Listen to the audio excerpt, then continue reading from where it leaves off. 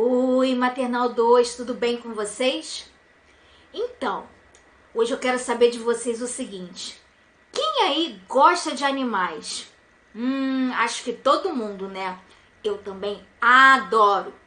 Então, hoje a nossa atividade vai ser justamente sobre eles. Nós vamos usar um aplicativo, o Som dos Animais. E através dele, vamos trabalhar a nossa concentração, muito importante durante as nossas aulas. Vocês vão fazer o seguinte: vocês terão que ouvir o som do animal e prestar bastante atenção para saber que animal é esse. E aí vocês também irão escutar algumas características dele. Legal, né? Então vamos fazer o seguinte, Maternal 2. Divirtam-se bastante, porque são mais de 80 sons de animais para vocês escutarem e aprenderem um pouquinho mais.